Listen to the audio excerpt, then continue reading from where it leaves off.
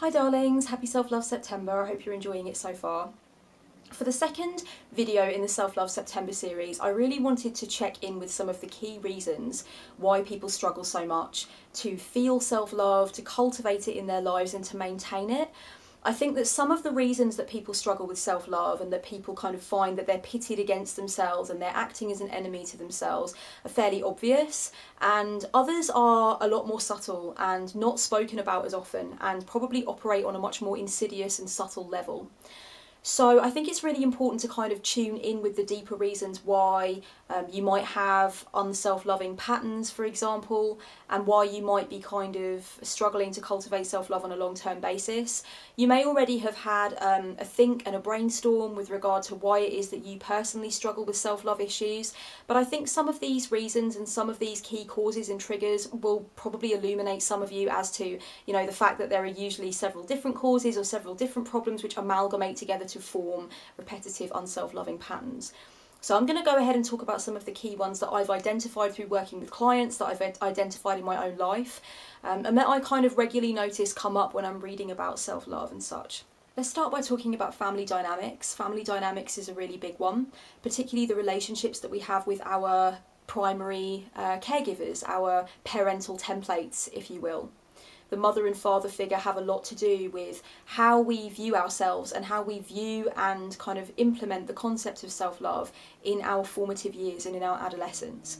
If you had a parent, for example, or a parental figure who had low self-esteem, who made decisions from an unloving place, who had body image issues, for example, this kind of thing, you know, there are so many different ways in which we learn unself-loving behaviours, we learn negative patterns of self-loathing from parents, from our primary caregivers, from those templates that were around us all the time.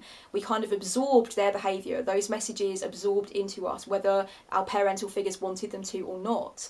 There are also a lot of people who are dealing with the fact that their parental figures tried to mould them into a certain thing or kind of demanded that they be a certain way. And so it's really difficult for people who felt like they were kind of carrying the expectations of their parents on their shoulders to now turn around and be self-loving and self-accepting. It's really difficult.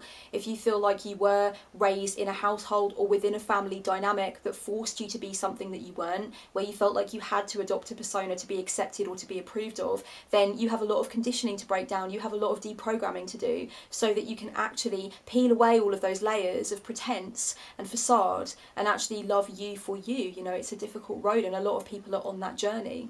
A lot of complexes around self-love come from societal pressures. They come from the feeling of pressure and expectation with regard to how we're supposed to look, how we're supposed to present ourselves, what it is that we're supposed to be pursuing in terms of what success really means. There are a lot of harmful messages around, particularly at this point in time and in the Western world, with regard to materialism, with regard to money and financial status, and how we're supposed to somehow equate that with essential worth. There are also a lot of just as harmful and insidious messages about how we're supposed to look, what we're supposed to weigh, what we're supposed to wear, and all that kind of thing. On top of that, you have this really insidious, constant pump of information about celebrity culture. And more now, you know, people are starting to, especially young people, are starting to equate becoming famous, becoming well known, you know, being affluent, but also kind of being in the public eye, as being synonymous with being worthwhile and with being successful. There are a lot of messages about what success means that people, particularly again young people, are taking on without really thinking about what success means for them personally. So, you know, there's really a lot of messages around that are encouraging us to take on certain desires and to take on certain ambitions without really giving us any room to think about whether or not that's what we want for ourselves. The media and advertising and all of that kind of culture, that dictates what is beautiful in a lot of ways in the mainstream. That dictates what is of worth in a lot of ways in the mainstream. And it's really difficult not to get sucked into that sometimes, or to allow that to bash you over the head with its insidious, repetitive rhetoric, because it's all around you. It's all around you. So even when you feel like you can see through it, and even when you're happy that you're not a part of it, it still has its ways to seep into you, you know? You're not magnanimous, you're just a human being, and sometimes it can be very difficult to walk around surrounded by billboards and advertising and celebrity culture and, you know, messages constantly that you're bombarded with telling you that you need to be rich and you need to be thin, you know, and all of these kinds of things. So I think that a lot of our difficulties with self-love can come from that place of societal pressure. It's really important to remember that advertising sells you the dream and then you have to deal with the nightmare.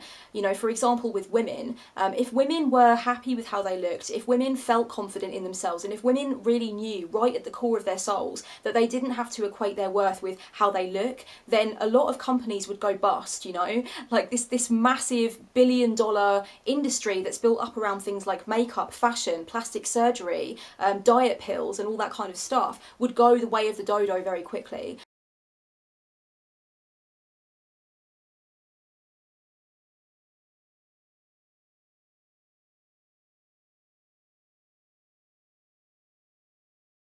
So it's in the interest of the mainstream media, advertising, and all of that kind of thing to keep you trapped in a cycle of being concerned about what you look like and being concerned about how you need to equate your worth with the way that you appear. You know, there's a lot of money in it for a lot of people. There's money in it for celebrity culture too, because the only reason that vast amounts of people want to see the paparazzi following celebrities is quite often to see, you know, what do they look like? What do they have? You know, how has their weight changed? Women are hounded by the paparazzi constantly, just so we can get, you know, that snap of the few pounds that she's lost or the 10 pounds that she's put on. It's incredibly unhealthy. And if we were really, you know, if we were really convinced en masse all the way through to our souls that what we look like doesn't define who we are, then the paparazzi and the celebrity culture and all that kind of thing, they would lose a lot of money too. They would lose a lot of interest too. So it's in the interest of a lot of different people who are lining their pockets that you remain insecure and that you be convinced that your worth is about how you look or what you have or that next thing that you need to buy, you know, to look a certain way or to feel a certain way or to present a certain way in the eyes of others. So you're battling with all of that crap too on a daily basis. Advertising needs to sell the competition paradigm quite a lot of the time, you know, it sells and it smells is what I always say. It's in the interests of a lot of people in a lot of, you know, high up positions in a lot of companies to make sure that women in particular are pitted against each other, that there is this competition paradigm between us, and men are absolutely not exempt from this situation. They deal with it too. And that's something else that can really make people struggle with things like toxic comparison, which is directly related to struggles with self-love. That idea that you are looking at somebody else and seeing them as being better than you and seeing them as being what you need to aspire to be, and basically beating yourself down and berating yourself for not being somebody else, you know. So it feeds into that insidious nature of pitting yourself against yourself and being your enemy all of the time. When I was very young, one of my very first boyfriends, when I was like 15 years old, he said to me something like, you need to learn and accept and always remember that society, the structure of society is not set up to reward you and to make your life easier. Because you're a maverick, you're an artist, you're a free spirit, you're creative, you're spiritual, you want to live outside the lines. So society as a structure is set up to make it difficult for you because you are not falling into line with societal expectations and you are not doing things in the way society wants you to do things. So, you know, society is much more likely, mainstream society, mainstream culture is more likely to reward people who step into line. And most of the people watching this video right now are not going to be those kinds of people, you know, who want to step into line and to not question the status quo and to not create societal change. And so one thing it's really important to understand is that a lot of people who are trying to create change or who see that there are problems in the current infrastructure and there are problems with the way that we view each other, etc., people who want to be vocal about that, people who want to show up and live conscientiously, they are going to struggle at the hands of mainstream culture. Mainstream culture is going to make them feel bad about themselves and is going to try and entrap them into a sense that what they're doing is wrong, because we don't want to serve the mainstream, so why would the mainstream serve us? And so it's kind of difficult when you are a free spirit, when you're a maverick, when you're an artist, when you're somebody of the spiritual persuasion who is conscientious and awake and wants to be vocal about that and create change. You might have particular problems with self-love because you might very much feel like a lion among the sheep, and sometimes that can suck. I'm not in any way trying to call other people sheep or anything like that. It's just kind of a saying. It's kind of a metaphor that I use. But essentially what I mean is that it can be quite lonely. It can be lonely sometimes trying to, you know, fit yourself into a round hole when you're a square peg, you know what I mean? And I think a lot of people can relate to that, and I think that brings its own struggles where self-love is concerned. Society projects its shadow crap onto minorities, onto people who are different, etc. And we've seen this throughout history in big and in small ways. So sometimes I think that, you know, some people are dealing with that, some people are dealing with that feeling.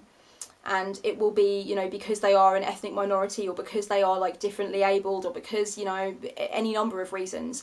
Women struggle in ways that men don't struggle, black people struggle in ways that white people don't struggle, or people of colour struggle in ways that white people don't struggle. You know, I think a lot of people are dealing with a lot of projections and a lot of shadows and a lot of historical biases and internal biases, and all of that kind of thing can make people struggle with self-love as well. For example, it's very difficult to be a black woman living in a white ethnocentric society. That in itself presents particular struggles with self-love and self-acceptance that I as a white woman will never have to deal with. So there are layers to this shit. There are layers to this shit, and I can go all night about that, but I'll leave you to your own devices with taking your mind into that territory. And I really encourage you to empathise with people who don't feel that they are supported, and the way that they look is supported, and they don't really see themselves represented in films quite so much, or they don't see themselves ever kind of described as beautiful in any kind of generalised or standardised way, you know, because that can present even more difficulties with self-love. A lot of complexes with self-love are due to life events, you know, traumas, disappointments, deceit, betrayal that people have dealt with, manipulation, bullying, that kind of thing. A lot of people's relationships and friendships can be built on unhealthy and dysfunctional dynamics for a very long time, and waking up and realising that, and realising that that has been kind of beating you down and making you, you know, make choices that aren't self-loving, that can be really difficult to come to terms with. And after realising that, a lot of change needs to take place and a lot of work needs to be done. Some romantic relationships can be absolutely hideous, and they can really, you know, a lot of manipulation and a lot of emotional abuse, and sometimes also physical and sexual abuse occurs within the framework of an unhealthy relationship dynamic, a violent and abusive relationship dynamic. This can be a huge reason that people experience a sense of not being able to cultivate self-love. Afterwards, there needs to be a healing journey that needs to be embarked upon before somebody can reach that place where they realise that they were not to blame for what happened, that they weren't responsible for what happened, and that they deserve better. People deal with physical changes due to accidents, due to things like menopause, childbirth, you know, things like that that they need to deal with. Being in your body and accepting your body and recognising that your body is part of the picture, it's part of the overall, you know, you that exists. That can be very difficult, again, because of societal pressure and so on. But also because sometimes, you know, we are spiritual beings having a human experience, and sometimes that human experience aspect of it can be difficult. And I'm going to go on and speak more about that later in Self-Love September, because I think it's a really important thing to get to grips with. But yeah, certainly changes with your body, weight gain, weight loss, that kind of thing, struggling to recover from an accident, from cancer, from surgery, these things can be massive within kind of the realm of problems with self-love and complexes with self-love. Chronic pain as well, feeling like your body is against you. You know, so many of you guys know that I have been through that, and I know that so many of you have been through that, and it is definitely sometimes a barrier to self-love when you don't feel like your body represents you or supports you.